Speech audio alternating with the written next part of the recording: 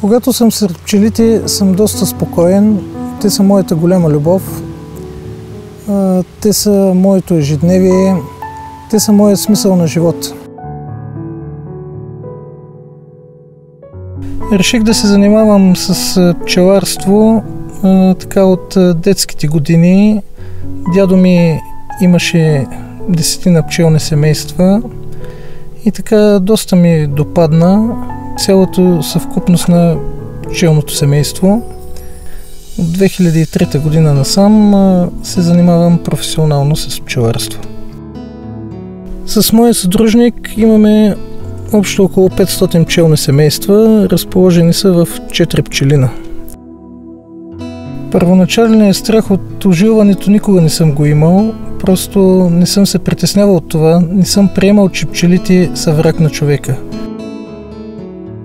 Доказано е, че пчелите най-добра ориентация имат в синьо, в жълто и в белия цвят. Най-така добре го приемат с тяхните сензори.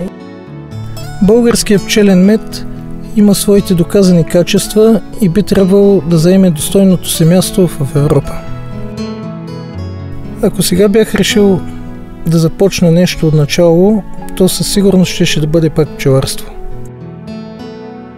Аз съм Хаджи Игнат и избирам Европа.